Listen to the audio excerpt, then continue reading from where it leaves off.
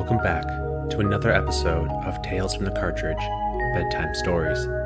Tonight, we fly through space as we tell the tale of the 1997 N64 classic, Star Fox 64. So sit back, relax, and enjoy this video game story as you fall into a peaceful sleep. Enjoy.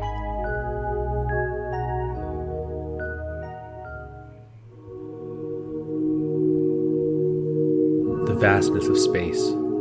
Its wide and empty void was ever expanding. Traveling through the Lylat System at an alarming rate was a large vessel. The vessel was known as the Great Fox, and it housed the Lylat System's best hope to stop its own destruction at the hands of the universe's worst criminal, the evil primate, Dr. Andross.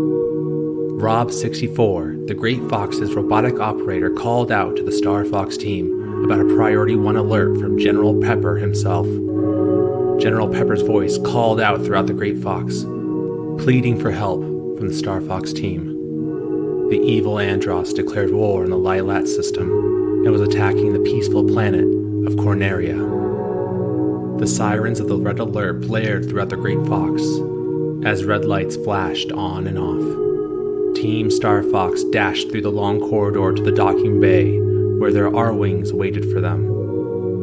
The Star Fox team consisted of the best starfighters in the Lylat System. The oldest and most experienced member of the team, Peppy Hare. The cocky but excellent fighter pilot, Falco Lombardi. The young and energetic rookie, Slippy Toad. Leading the team was the one and only Red Fox himself, Fox McCloud, son of the late great starfighter James McCloud. Fox thought of his father and his death at the hands of the evil primate. Each member jumped into their R-Wings and flew off from the bottom of the Great Fox. Determined to stop Andross's attack, the team descended into Corneria's atmosphere and down further to its nearby city. Fox instructed each member to check their G diffusers. Each one reported stable systems as they readied their attack on Andross's robotic army. The nearby city had suffered devastating damage as the mindless robot force terrorized the planet's citizens. Team Star Fox started to attack the menacing robots as their R-Wing lasers tore through the metallic bodies of the evil machines. Slippy, being young and reckless, went in too quick and was attacked by the robots. Fox, acting quickly, shot down the robots from behind him, freeing Slippy as he sighed a breath of relief. The R-Wings dodged and weaved through the city's buildings, destroying robots along the way.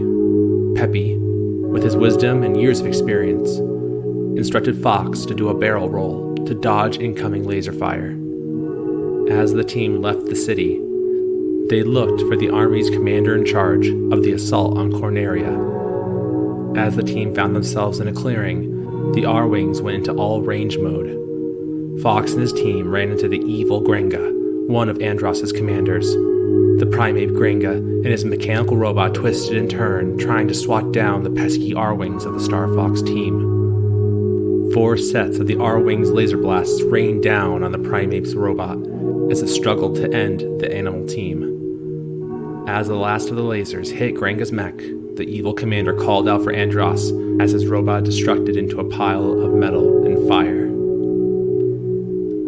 With the mission complete, Fox led the team back into Corneria's atmosphere as they patted themselves on the back. The R-Wings left the planet as they continued towards Andross on the planet Venom. But before that, they would need to get through the asteroid belt ahead of them. The asteroids were massive, and any mistake would lead to a smashed R-Wing. Dodging and weaving, the starfighters made it into a clearing, as Peppy alerted the others to the trap set by Andross. Evil robots popped out from behind the numerous asteroids floating around the team. As they dodged the asteroids and lasered down the evil robots, they shot both obstacles without much hassle. Suddenly before them, they were blocked by another of Andross's evil commanders, the Meteor Crusher. Confident in his ability to stop Fox McCloud and his team of heroes, the Meteor Crusher, in his massive ship, fired upon the animal team. Falco, Slippy, and Peppy distracted the baddie as Fox laid down laser fire. The Meteor Crusher stopped his assault and admitted defeat, until he continued to fire at Fox, hoping to trick him. With one quick bomb, Fox destroyed the Meteor Crusher and his ship as the team continued to the planet in the nearby distance, known as Fortuna. Coming over their intercoms again, General Pepper asked the team to recover the former defense post of Fortuna from the enemy army. With a smirk and a nod, Fox and his team flew down to the ice world of Fortuna. Instructing the team to split up, Fox and his comrades began to attack the evil Primate's army that had claimed Fortuna. One by one, the robots fell to the heroes' R-wings, but they quickly realized things seemed too easy. Rob 64, Team Star Fox's robotic operator of the Great Fox, came over their R-wing comms. He stated that a bomb had been planted at the defense post General Pepper needed saving. To make matters worse, flying down from above were familiar starships. They belonged to only one dastardly group of villains that aimed to destroy the Star Fox team. It was none other than Starwolf, led by the despicable Wolf O'Donnell, aka Starwolf himself.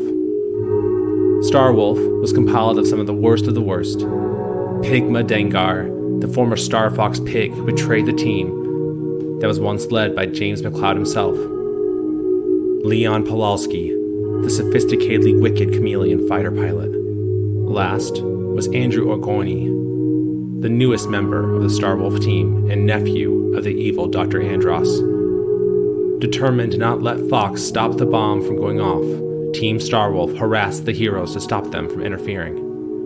Star Fox and Star Wolf fought one another, desperate to shoot each other down. First Leon, then Andrew, and Pigma. Team Star Fox shot down each of the starships of the Starwolf team with one last laser blast. Fox shot down Wolf and ended their fight. Without wasting any time, Fox flew directly into the bomb-riddled base and quickly defused the explosive. With another mission successful, Team Star Fox secured the planet Fortuna and left for the Sector X combat zone. General Pepper heard reports of a secret weapon being built there by Andross. The team quickly flew to Sector X, destroying more of Andross's ships. Debris from the dead ships floated all around the team until yet another evil commander showed themselves. However, Fox quickly realized that it was not a commander, but rather the secret weapon itself. The weapon's parts came together to form its body, complete with massive arms and hands that swung at the Star Fox R-wings. Chanting, "Destroy, destroy," Fox and his allies dodged the weapon's huge arms as it swung around them, trying to swat them away, and throwing spaceship debris at them. With a quick swipe of its hand, the young and eager Slippy was hit, sending his damaged R-wing careening down to the nearby planet of Titania. Fox, Peppy, and Falco looked out in horror as their friend Slippy cried out for them. As the Toad's R-wing went further and further away to the red planet in the distance, his communication went silent. Wasting no time, the other three quickly attacked the secret weapon with all that they had. With enough laser blasts and bombs to hit its body, the secret weapon began to spark and then exploded. As the R-wings flew off, the secret weapon had been destroyed. Without saying a word, the three Star Fox companions flew quickly to the red planet of Titania. General Pepper came over their radio comms, questioning what they were doing. Fox, with a sternness in his voice, told the general they would not be leaving Slippy behind. The team hoped their companion was safe and okay. The terrain of Titania was desolate, with desert sands decorating the planet's surface. Fox knew he had to get as close to the ground level to look for his teammate. The leader called for Rob 64 to prepare the Landmaster. Fox went back to the Great Fox, landed his R-wing, and launched the tank known as the Landmaster. It flew out from the Great Fox and landed on the desert sands below. The Landmaster plowed through the terrain, shooting down monsters with its cannon. Remains of giant monsters littered the ground as Fox dodged and weaved through old massive bones. Falco and Peppy flew overhead, giving aerial support to Fox while he was in the Landmaster. Eventually, Rob 64 pinpointed the location of Slippy the Toad. As the team made it to Slippy's R-Wing, they found him stuck in what looked like a strange plant. Fox shot at the plant, hoping to free his friend. The plant's appendages started to move as a large monster emerged from the sands below. The team quickly targeted the hands holding Slippy until they blew him off, freeing the toad. As the team destroyed the monster's remaining hands, its heart became exposed. Fox, taking a deep breath, aimed the Landmaster's cannon directly at the monster's heart and fired. One hit from the destructive ammunition, and the monster fell in defeat. The team celebrated as they were able to save Slippy. The toad was relieved his friends came to save him and promised he'd learned a valuable lesson. After leaving Titania, the team made it to the planet Venom, where the evil Dr. Andross resided. It was protected from outside intruders by the Bolt's defense outpost that floated in Venom's atmosphere. Team Star Fox quickly destroyed it and flew down into the eerie green and yellow planet. The planet of Venom was dead and uninhabited by anything organic, as massive forces of Andross's robots charged at the four heroes. The enemy fire was intense and barely dodgeable as Fox and his companions sustained heavy fire to their R-Wings. Rob 64 continued to send down supplies from the Great Fox to aid the team. As the team continued to look for Andross's base, Peppy reminisced about his days working with Fox's father, James. With a quick, mean remark from Falco to focus, the team found themselves at the entrance of an old temple. Slippy commented on feeling creeped out from the temple as the four flew into it. They quickly caught sight of a rock monster running from them. Shooting its limbs off, it was revealed that the stone monster actually had a metal skeleton. The monster smashed rocks and debris at the Star Fox team, but was quickly destroyed. Exiting the temple, Fox radioed to the others and told them to stay back. Up ahead, he could see Andross's entrance to his lair. He wanted to finish off Andross himself and avenge his father.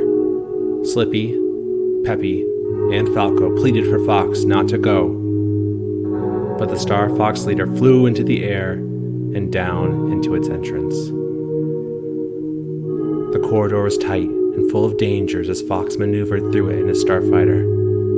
Andross continued to speak to Fox over his comms, telling him that he will die just like his father.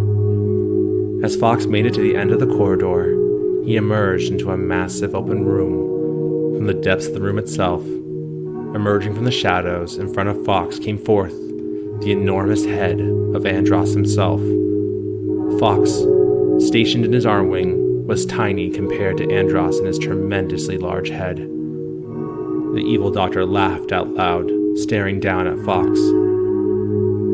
Fox thought of his father as he opened fire at the evil madman. Andross's floating hands came forward, trying to swat Fox down and kill him. As the leader dodged his hands, Fox barely escaped as Andross opened his mouth and tried to eat Fox and his R-Wing whole. But Fox continued to fire at Andross's face, causing the doctor to scream out in pain. Lasers blew away what remained of the face to reveal that of a robotic head. Fox realized that this was not Andross, but a robot impersonating him. As the Andross robot charged at Fox, the Star Fox leader sent out one last bomb, blowing it up. Fire shot out as it followed Fox down the corridor yet again to the lair's entrance. He pushed his thrusters as hard as they could go. The fire was just behind him as he barely escaped the lair with his life. Flying back up into space yet again, Fox found his companions and celebrated. Fox, Peppy, Slippy, and Falco saved the Lylat System from Andross yet again. They didn't stop the evil madman for good, but a celebration was at hand regardless. The Lylat System was safe once more. The team flew back to Corneria yet again and joined in a ceremony led by General Pepper. Team Star Fox entered the room and met with the general, who offered them a place in the Corneria army. Fox chuckled and politely refused, stating that they like to do things their own way. Rob 64 signaled that the Great Fox was ready to go, and Fox and his crew said their goodbyes, turned, and left once more to have more exciting adventures. The end.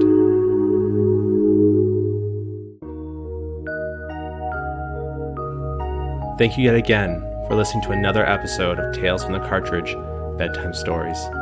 We hope you enjoyed this one, but more so that you're sleeping well. Happy dreaming and good night.